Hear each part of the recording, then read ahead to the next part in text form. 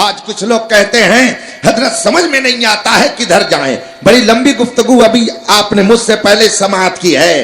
سمجھ میں نہیں آتا کدھر جائیں. یہ بھی قرآن پڑھتے ہیں, وہ بھی قرآن پڑھتے ہیں, یہ بھی کلمہ پڑھتے ہیں, وہ بھی کلمہ پڑھتے ہیں.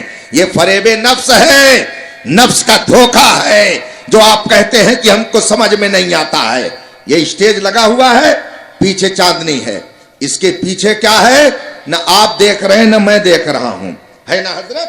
لیکن اگر میاؤ میاؤ کی آواز پیچھے سے آ جائے اور میں آپ سے پوچھوں کہ بتائیے پیچھے کیا ہے, تو آپ کیا جواب دیں گے؟ کیا جواب دیں گے؟ کیا ہے؟ بلی ہے. حالانکہ آپ نے دیکھا نہیں, دیکھا نہیں, مگر آپ نے کیا کہہ دیا؟ بلی ہے. میاؤ میاؤ کی آواز آئی تو آپ نے کہہ دیا بلی ہے. بھوں بھوں کی آواز آئی تو کہہ دیا آپ نے کتا ہے. مرغ بولے تو آپ کہیں گے مرغ ہے. آپ نے مرغ دیکھا نہیں, اس کی آواز کو سنا تو آپ نے پہچان لیا. آپ نے گدھے کو دیکھا نہیں مگر اس کی آواز کو سن کر کے آپ نے پہچان لیا. آپ نے بلی کو دیکھا نہیں مگر اس کی آواز کو سن کر کے آپ نے اس کی حقیقت کو پہچان لیا. مجھے بتایا جائے جب آپ کے پاس اتنا شعور ہے, آپ کے پاس اتنی عقل ہے, آپ کے پاس اتنی سمجھ ہے کہ آپ نے آواز سن کر کے حقیقت کا پتہ لگا لیا, تو اگر انسانوں میں آوازیں الگ الگ نکلیں تو کیوں نہیں آپ پتہ لگاتے ہیں کہ یہ کون ہے؟ جب ربیع الاول شریف کا مہینہ آتا ہے تو ایک آواز آتی ہے کہ یہ تو شرک اور بدعت ہے, میلاد کرنا حدیث سے ثابت نہیں ہے. اور دوسری آواز آتی ہے مثل فارس زلزلے ہو نجد میں ذکر آیات تلاوت کیجیے. ایک طرف سے آواز آتی ہے نبی مر کر مٹی میں مل گئے, وہ کچھ نہیں دے سکتے ہیں, مگر دوسری طرف سے آواز آتی ہے تو زندہ ہے واللہ, تو زندہ ہے واللہ, نہیں چشم عالم سے چھپ جانے والے. ایک طرف سے آواز آتی ہے کہ نبی تو گاؤں کے چودھری کی طرح سے ہے, وہ ہمارے بڑے بھائی ہے, اور دوسری طرف سے آواز آتی ہے اللہ کی سرتابہ قدم شان ہے, یہ انسان ہی انسان, وہ انسان ہے یہ. قرآن تو ایمان بتاتا ہے انہیں, ایمان یہ کہتا ہے میری جان.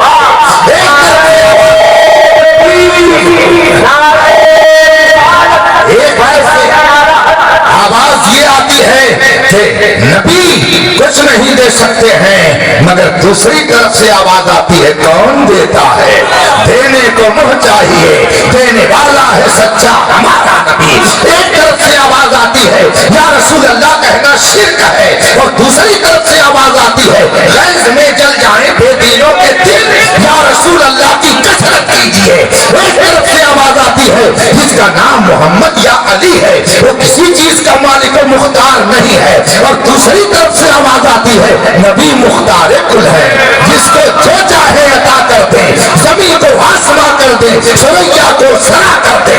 آواز آتی ہے میں تو مالک ہی کہوں گا کہ وہ مالک کے حبیب یعنی محبوب و مہم میں نہیں میرا تیرا. ایک طرف سے یہ آواز آتی ہے کہ تم نبی کو بس اتنا علم تھوڑا سا مانو, زیادہ علم نبی کو مانو گے تو شرک ہو جائے گا. غیب کے بارے میں ابھی تفصیل آپ سن چکے ہیں. آواز آتی ہے نبی کو تو پیٹھ پیچھے کی بھی خبر نہیں ہے, اور دوسری طرف سے آواز آتی ہے اور کوئی غیب کیا, تم سے نہا ہو بھلا جب نہ خدا ہی چھپا تم پہ گلا ہو. اگر آپ مرغ کی آواز کو سن کر کے اس کی حقیقت تک پہنچ جاتے ہیں, بلی کو بغیر دیکھے ہوئے اس کی آواز کو سن کر کے بلی کی حقیقت کو سمجھ جاتے ہیں, تو ان دونوں آوازوں کو سن کر کے بھی آپ کو حقیقت تک پہنچ جانا چاہیے کہ ایک غدار مصطفیٰ کی آواز ہے اور ایک وفادار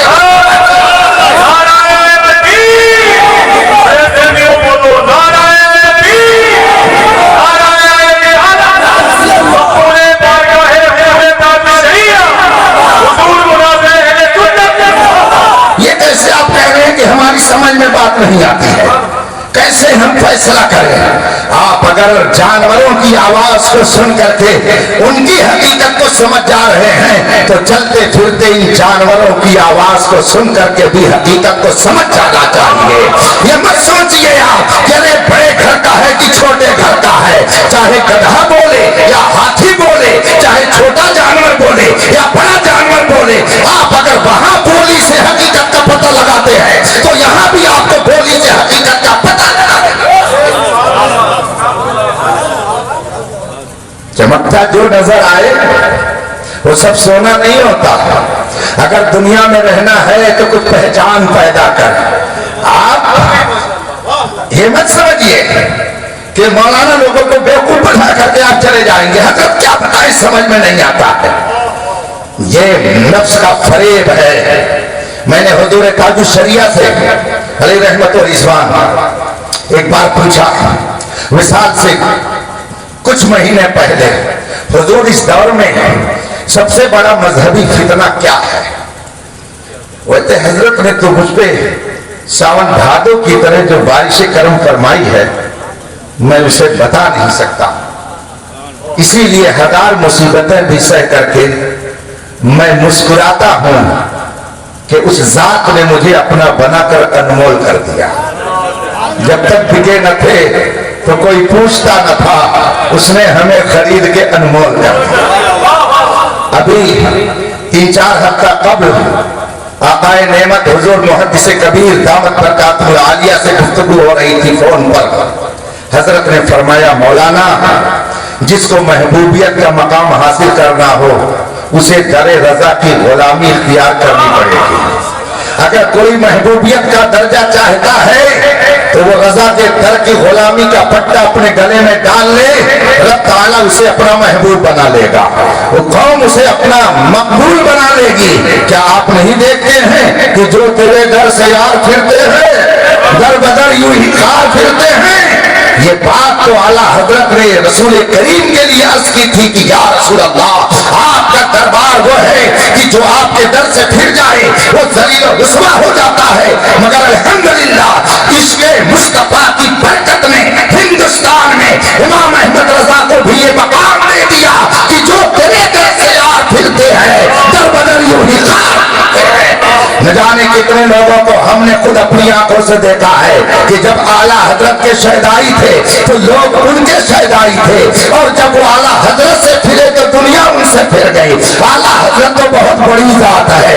मेरे ताजुल शरिया की ये शान थी कि जो उनसे करीब रहता था तो लोग उनसे करीब रहते थे, और जब ताजुल शरिया ने किसी से नजर फेर ली तो दुनिया ने उनकी तरफ से नजर फेर लिया। न जाने कितने मौलाना लोगों का बाइकाट कर दिया गया इस वजह से कि ताजुल शरिया इनसे नाराज।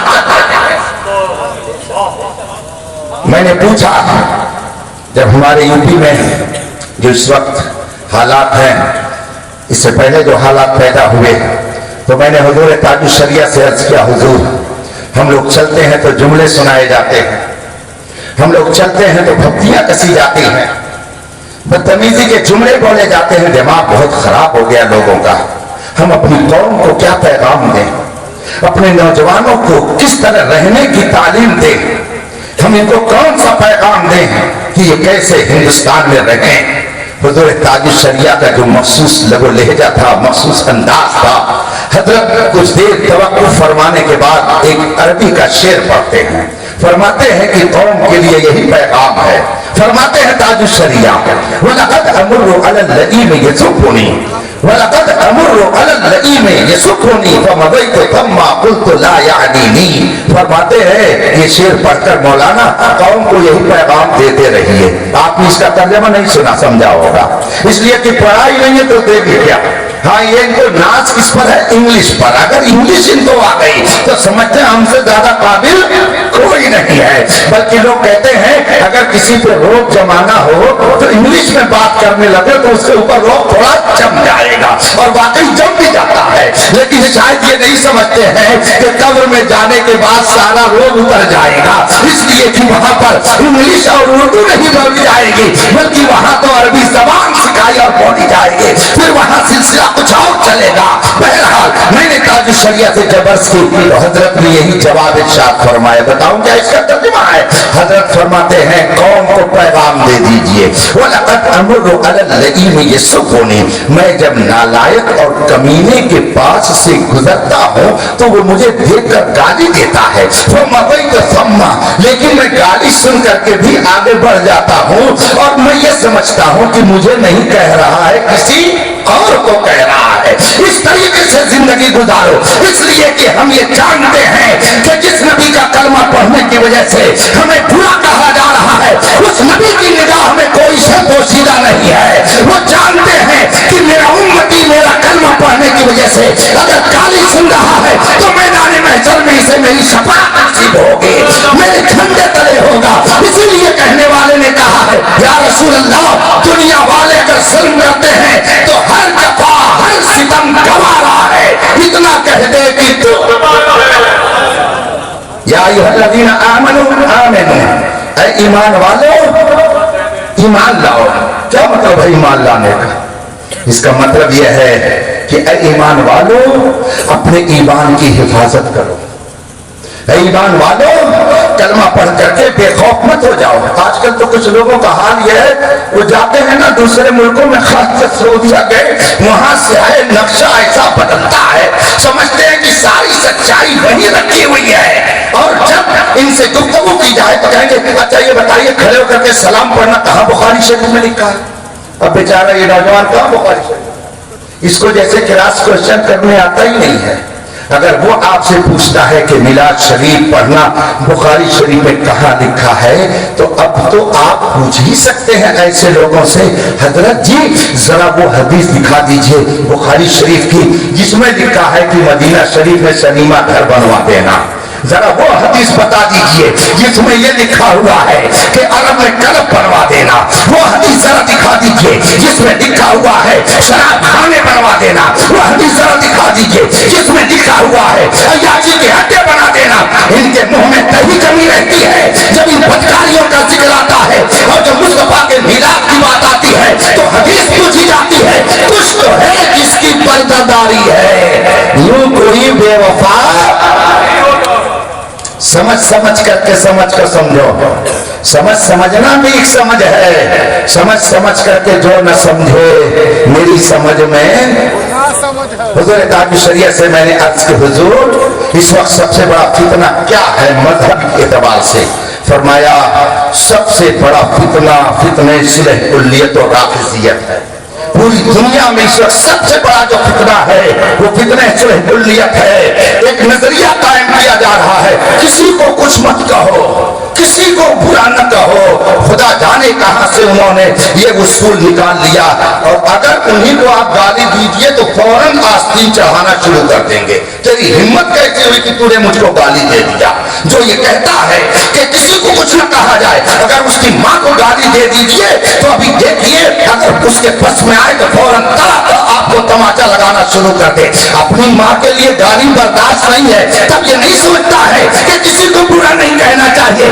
اور ماں عائشہ کو ساری جمیل اپنی تقریر میں گالی دیتا ہے اور آپ کہتے ہیں کسی کو برا نہیں کہنا چاہیے ذاکر نائک بامبے میں بیٹھ کر کے حضرت سیدنا امام علی مقام کے بارے میں تقریر میں کہتا ہے کیا ضرورت تھی کربلا جانے کی امام حسین کو امام حسین غلطی پر تھے اپنی تقریر میں کہتا ہے یزید امیر المومنین تھا اور آپ حسینی بنتے ہیں یا حسین کا نعرہ لگاتے ہیں اور جو غیر مقلدیت پھیلاتا ہے اس کے دامن میں جا کر کے پناہ لیتے ہیں ایسے حسینی سے کام نہیں چلتا ہے بندے ہو وفادار وفا کر کے دکھاؤ کہنے کی وفا اور ہے کرنے کی وفا اور برا مت مانیے گا یاد رکھیے فتنہ ہے یہ کہ کسی کو برا نہ کہا جائے قرآن کریم میں فرمایا گیا تبت یدا ابی لہب کیا ترجمہ ہے ابو لہب کا ہاتھ ٹوٹ جائے تو آپ نماز پڑھنے جاتے ہیں کہ ابو لہب کا ہاتھ توڑنے جاتے ہیں قرآن کریم میں الزانیۃ والزانی زناکار مرد زناکار عورت ان کو کوڑے مارو تو اس کو زناکار کہہ رہے ہیں عورت کو زانیہ کہہ رہے ہیں اس کو بھی برا کہہ رہے ہیں اس کو بھی برا کہہ رہے ہیں السارق والسارقۃ چور اور چٹین اس کو چور کہہ رہے ہیں اس کو چٹین کہہ رہے ہیں یہ قرآن ہم کو بتا رہا ہے یہ برا ہے تو اس کو یہ کہو، یہ برا ہے تو یہ کہو. قرآن تو ہم کو یہ سکھاتا ہے. اور آپ کہتے ہیں کسی کو برا نہیں کہنا چاہیے. یہ کہاں سے آپ نے ضابطہ نکال دیا؟ میرا چیلنج ہے صبح قیامت تک کوئی ایسا ضابطہ اسلام کا نہیں ہے کہ برے کو برا نہ کہا جائے، کسی کو کچھ نہ کہا جائے. اسلام اس کے لیے نہیں آیا ہے. اسلام تو اس لیے آیا ہے ما کان اللہ لیذر المؤمنین علی ما انتم علیہ حتی یمیز الخبیث من الطیب. اللہ تعالیٰ آپ کو ایک حالت کو نہیں چھوڑے گا بلکہ خبیث اور طیب کو، پاک اور ناپاک کو، خباثت اور طہارت کو، نجاست کو الگ الگ کر دے گا اور بتا دے گا دنیا والوں کو خباثت کیا ہے اور نجاست کیا ہے. یہ قرآن کہتا ہے. یاد رکھیے گا جب کبھی طہارت اور نجاست میں ملاپ ہوگا تو ہمیشہ نقصان طہارت ہی کا ہوگا. ہمیشہ نقصان نجاست کا نقصان. اس کو ایک مثال سے سمجھا دو، اس کے بعد میں آپ سے رخصت ہو جاؤں گا. احمد الفتاح صاحب کو میں بھی سننا چاہتا ہوں، آپ بھی سننا چاہتے ہیں، کچھ نوجوان ادھر ادھر گھوم رہے ہیں وہ بھی سننا چاہتے ہیں، ابھی آئیں گے سننے کے لیے، ان کو بھی سن لیجیے گا. یہ چونکہ تقریر نہیں سنتے ہیں نا، یہ نعت سنتے ہیں، اس سے مسئلہ نہیں معلوم ہوتا، اس سے طبیعت خوش ہوتی ہے. مسئلہ تقریر سے معلوم ہوتا ہے، اس لیے سنتے نہیں ہیں. تو دوسرے علاقے میں جا کے بدعقیدہ بن کے آتے ہیں تو لوگ کہتے ہیں کیا بتائیں حضرت بدعقیدگی پھیل رہی ہے. ارے جب جانو گے نہیں تو بدعقیدہ نہیں بنو گے تو کیا بنو گے؟ طہارت اور نجاست مثال کے طور پر گوبر، بھائی یو پی بہار کو ملا کر کے ہی بولا جاتا ہے، پورے ہندوستان میں نہیں پوری دنیا میں کہیں بھی اگر یو پی بہار کا نام آتا ہے تو یو پی بہار ساتھ ہی بولا جاتا ہے. ہمارے ادھر بھی گوبر کہتے ہیں تو ادھر بھی گوبر ہی کہتے ہیں. گوبر کہاں رکھا جاتا ہے؟ گوبر کہاں رکھا جاتا ہے؟ فریج میں. فریج میں کوئی صاحب کہہ رہے ہیں کیا فریج میں؟ بھائی اگر آپ کے علاقے میں ایسا ہے تو بتا دیجئے. ہم جس کمرے میں ٹھہرائے گئے ہیں راشد صاحب نے اس میں بڑی سی فریج رکھی ہے تو سوچنا پڑے گا کہ اس میں کیا ہے. گوبر کہاں رہتا ہے؟ کوڑے دان پر، گھور پر. کیا بولتے ہیں اس کو؟ جہاں کوڑا رہتا ہے یہاں کیا بولتے ہیں؟ گھور ہی تو بولتے ہیں. گوبر کہاں ڈالا جاتا ہے؟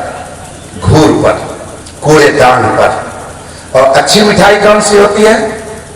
ہر ایک کی پسند الگ الگ ہے. میری پسند ہے، کیا پسند ہے؟ احمد الفتاح صاحب بتائیں گے. پورے ہندوستان میں گھوم گھوم کر کے مٹھائی کھاتے ہیں. مشاہدی صاحب بھی بتائیں گے ان کے علاقے میں بھی اچھی مٹھائی بنتی ہے. اڑیسہ میں تو ایک مٹھائی بہت مشہور ہے، اس کو ہم لوگ خاص کر جب ڈائریکٹ گھر آنا ہوتا تو لے کر کے ہی آتے ہیں. کاجو کی برفی اچھی ہوتی ہے کہ نہیں ہوتی ہے؟ ہوتی ہے نا.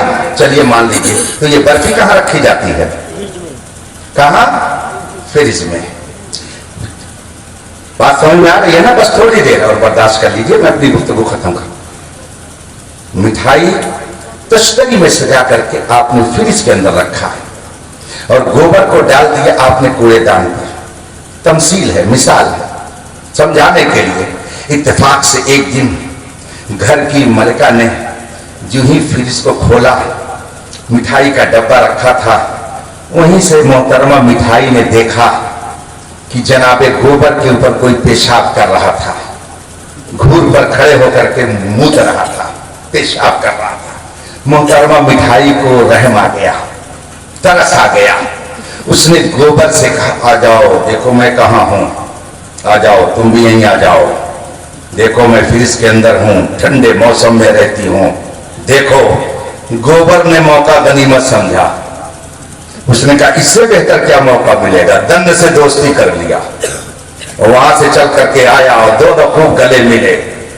محترمہ مٹھائی اور جناب گوبر کی دوستی خوب زوردار ہو گئی، گلے ملے. اب مجھے بتائیے کہ وہ محترمہ مٹھائی کہاں رکھی جائیں گی؟ کہاں رکھی جائیں گی؟ فریج میں. بولیے. اب اگر گوبر سے لگی ہوئی اس مٹھائی کو آپ فریج میں رکھنا چاہیں گے، گھر کی ملکن کہیں گی یہ کیا، پاگل تو نہیں ہو گئے ہو، دماغ تو نہیں خراب ہے، ارے یہ گوبر لگی ہوئی مٹھائی تم فریج میں رکھ رہے ہو. اور اگر آپ تیور دکھائیں کہ میں خرید کر کے فریج لا کے رکھتا ہوں، میں نے خریدا اپنے پیسے سے، तो वो भी तेवर दिखाना जानती है, और आजकल तो और तेवर जोरदार है, वो भी तेवर दिखाएंगी। आप एक बार पैसा लगा करके ला के रख दिए हैं, ठीक है आपका एहसान है, मगर रोजाना सफाई इसकी मैं करती हूँ, इसलिए अगर आपने फ्रिज में रखा तो खैरियत नहीं। और अगर आप ज्यादा जिद करेंगे ना तो वो मारेगी 1 लाख, फ्रिज भी उधर जाएगी और मिठाई भी जाएगी, और आप भी कहीं जा करके गिर जाए तो कोई ताज्जुब की बात नहीं है। देखिए फ्रिज के अंदर मिठाई रखी जाती थी और गोबर कूड़ेदान पर था, लेकिन दोनों में मिलाप हो गया, तो अब मिठाई को भी फ्रिज में जाने की इजाजत नहीं है। अब वो मिठाई भी गोबर के साथ साथ कूड़ेदान ही पर जाकर के फेंकी जाएगी। मुझे बताइए नुकसान किसका हुआ? मिठाई का नुकसान हुआ कि गोबर का नुकसान हुआ? अरे गोबर तो पहले ही कूड़ेदान पर रहता था, अब भी कूड़ेदान ही पर है, वो पहले भी धूल पर था, अब भी वही है। हाँ, मिठाई का नुकसान हो गया कि पहले वो फ्रिज में रहती थी, अब वहां से निकाल करके उसको कूड़ेदान पर फेंक दिया गया।